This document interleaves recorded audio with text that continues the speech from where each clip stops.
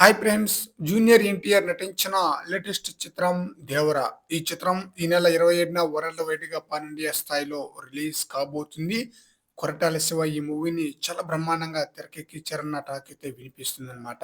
ఈ చిత్రంలో జాన్వీ కపూర్ హీరోయిన్‌గా నటించగా, సైఫ్ అలీ ఖాన్ మెయిన్ విలన్‌గా నటించారు. అయితే ఈ చిత్రం ఫస్ట్ డే ఎంత వరకు కలెక్షన్ రాబట్టవచ్చు అన్న విషయంపై ప్రెజెంట్ అయితే చర్చ అయితే కొనసాగుతుందన్నమాట.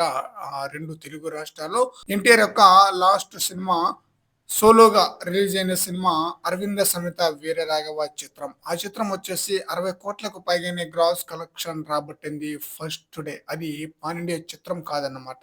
ఇప్పుడు ఎన్టీఆర్ నటించిన చిత్రం 'దేవర'. ఈ చిత్రం పాన్ ఇండియా స్థాయిలో రిలీజ్ కాబోతుంది.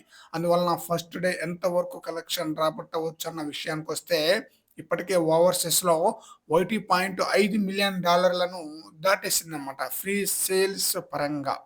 అక్కడ సినిమా రిలీజ్ డేట్ నాటికి 2.5 మిలియన్ లేదు అంటే 3 మిలియన్ దాటేసినా కూడా ఆశ్చర్యపోనవసరం లేదు. ఆ రేంజ్‌లో అక్కడ ప్రీ సేల్స్ అయితే జరుగుతుందన్నమాట. బాలీవుడ్‌లో కూడా ఈ మూవీ యొక్క ప్రమోషన్ చాలా బ్రహ్మాండంగా జరుగుతుంది. అంతేకాకుండా బాలీవుడ్‌కి సంబంధించిన ఇద్దరు ప్రధాన నటీనటులను ఈ మూవీలో తీసుకోవడం అనేది ఒక స్ట్రాటజీగా భావిస్తున్నారనమాట. అక్కడ మంచి ఓపెనింగ్స్ రాబట్టడానికి. హీరోయిన్ అలాగే మెయిన్ విలన్ ఇద్దరు కూడా బాలీవుడ్‌కి సంబంధించిన యాక్టర్సే అన్నమాట. అందువలన ప్రమోషన్స్ కూడా బాలీవుడ్‌లో భారీ స్థాయిలో జరుపుతున్నారు.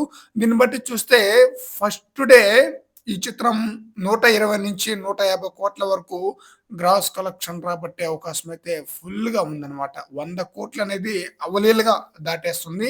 అయితే 120-150 కోట్ల వరకు గ్రాస్ కలెక్షన్ రాబడుతుందా? లేదా? అనేది ఒక క్వెషన్ మార్క్ అయితే ఉంది.